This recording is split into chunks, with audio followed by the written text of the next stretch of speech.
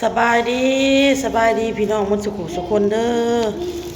แจวเห็ดแจวแหนมเศร้านี่หายไปทงมื้อนี้พี่น้องเวลาลูกค้ามาซื้อเฮาจึงสบายเฮาจึงบ่ได้ไปยืนหายให้เพิ่นเนาะเพื่อจัดพักใส่ทงก็จับแจวใส่ทงโลดออกไปขายเครื่องแล้วแหละพี่น้องเอ้ยเครื่องขอกเครื่องขายโอนไปเฮ็ดแล้วเรียบร้อยจามแล้วเรียบร้อยแล้วสิเตรียมออกไปขาย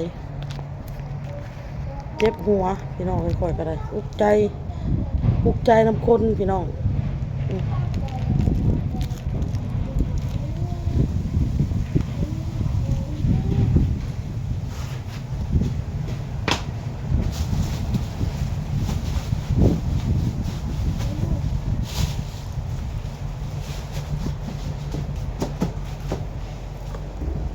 ซื้อนมน้องโตเมื่อวานนี่กล่องนึง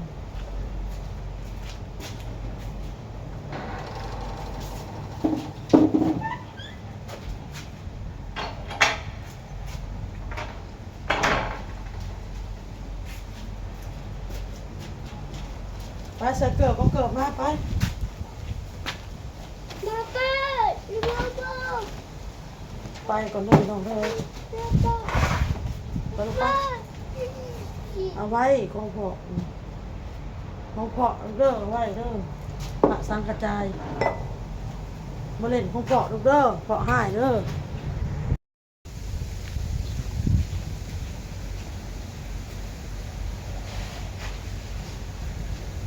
สอยค่อยแน่สอยค่อยแน่สอยค่อยแน่ตัวปีนี่สอยค่อยแน่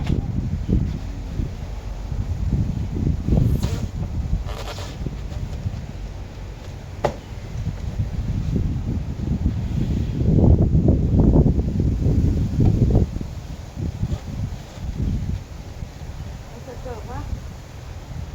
เกิดก่อนเกิดจังหวะ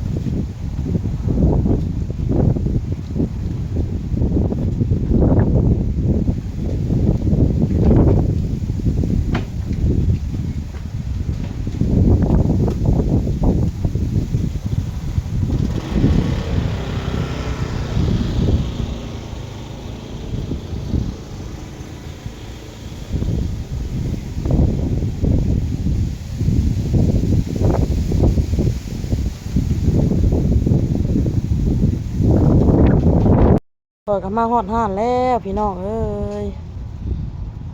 มากับสิย่างสิ้นคล้ายที่เก่าพี่น้องไม่ต้องห้องหรอกพ่อห้องรถไม่เสื้อล่าบ่ได้เอามาแล้วจ้าพี่น้องตรงห้องจะเขียนแต่งามผิดแล้ว แล้วก็ไม่เจอลาน่ะสบายดีพี่น้องได้กัน กาดห้างโอ้ เจ้า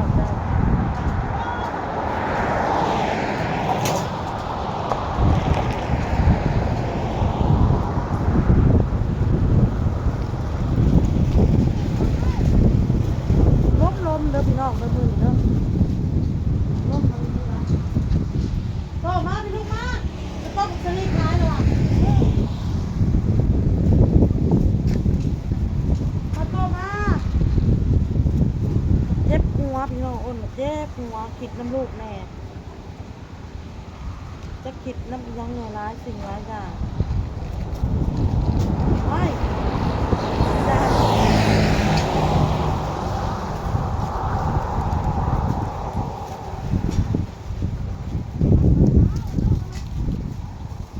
เอารถไปไว้ไหมจะไปถ้าจะไม่อยากไปน้ำเผาน้อยพี่น้อง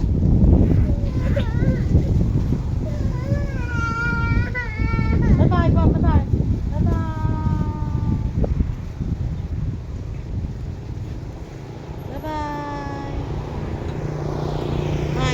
ไปละให้บ่ได้ไปละให้เนาะ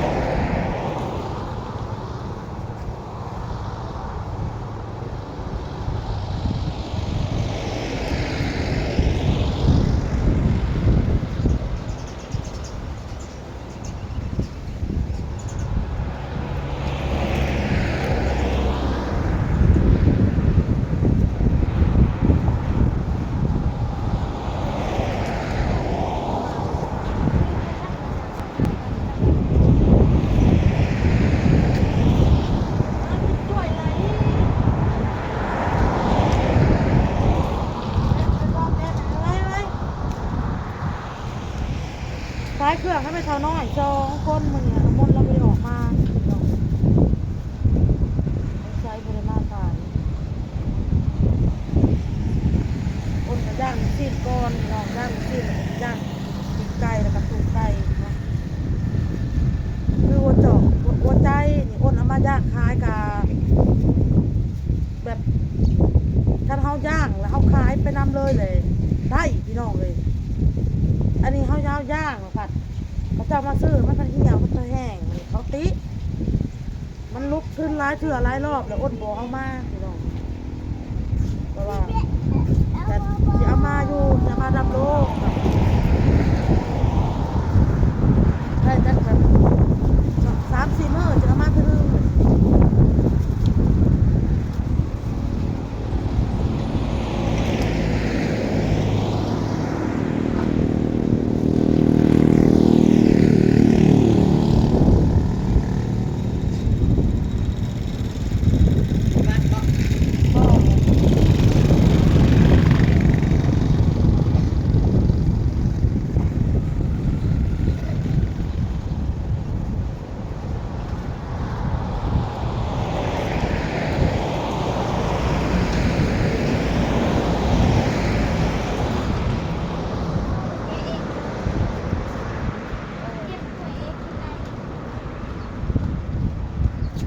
เอาตัว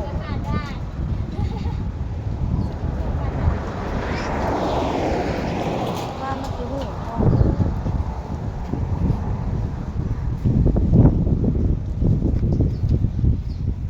บ้านมันคือหูว่ะกระเกงขาดกระเกงขาดออกมาขายของคือเก้า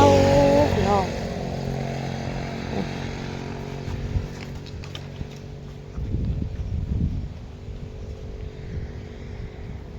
หนูต้องแนมเด้อ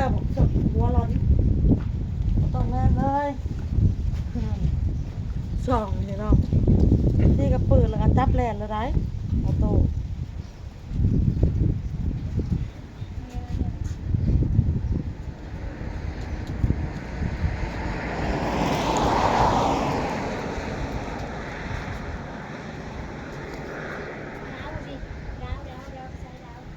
ดาวไปโรงเรียนแล้วอ่ะ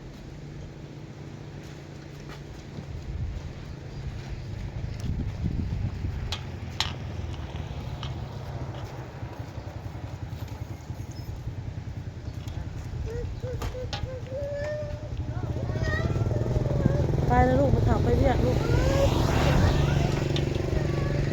มาขับไปเรียกเขียดน้องจะไปทำไมข่าวนอน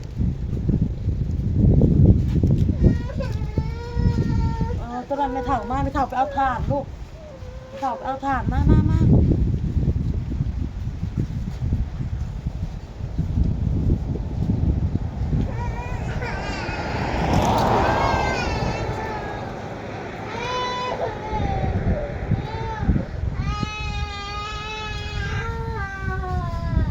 นไม่เถ่ามาลูกไม่เถ่ามา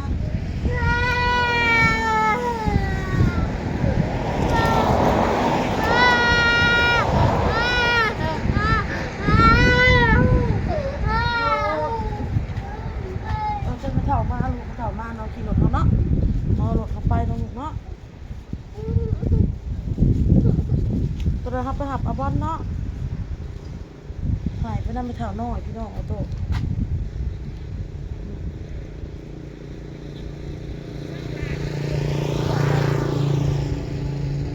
ขวดมันน่ะ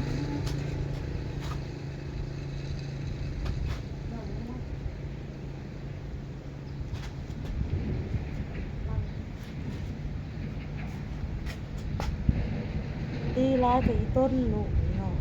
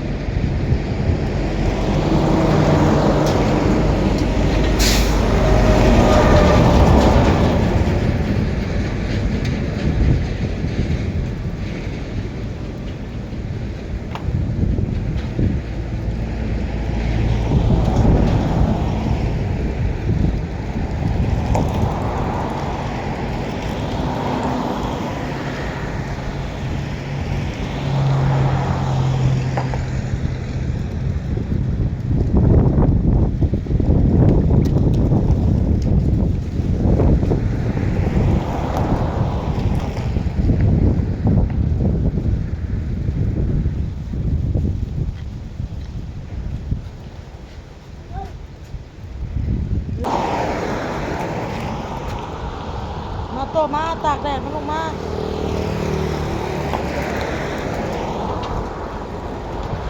แล้วตากแดดเลย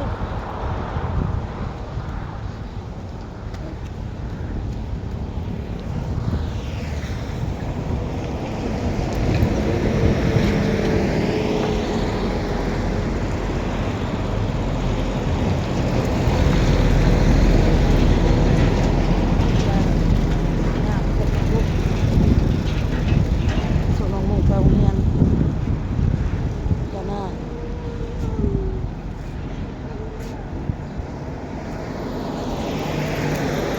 โอ้ยเบิ่งเลยลูกเบิ่งเลย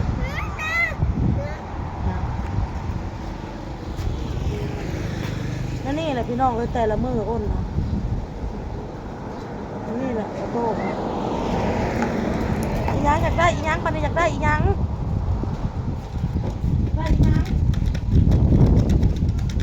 เอาต้อยนอนน้าว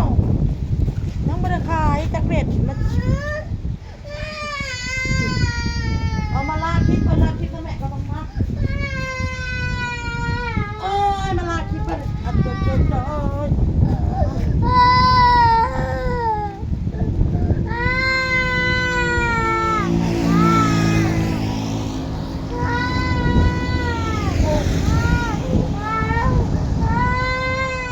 อ้ยแม่ก็พาเขาไปเอาไม่เท่าน้อยมาก่อนเนาะ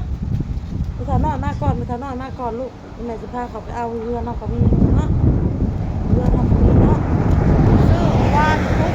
เนาะก่อนไปเย็นให้แต่ละน้อยยังเป็นตุ๊กเรือนน่ะไม่เท่าน้อยมาก่อนเอาเขาไปเอาลูกเลยซื้อแล้วไม่เท่าน้อยอะไรพี่น้องแต่ว่าให้กินเท่าละน้อยเอาคลิปนี้ก็ล่าแล้วพี่น้องไอ้พ่อกับคลิปหน้าลงคลิปซ่าพี่น้องเลยโอ้เศร้านี่ก็ได้หันนี่หันเลยซักหน้ามาถึงหลังซักหลังมาถึงหน้าพี่น้องเอ้ยก่อนกันละล่าแล้วพี่น้องสบายดีบ๊ายบายลูกบ๊ายบายมันคนขี้หายพี่น้องมันคนขี้หายนี่โตคนขี้หายนี่คนขี้หายอ้าวอ้าวอ้าวอ้าวอ้าวอ้าวมันเป็นมาหัวบัดไปเลยพี่น้องเอ้ยบาย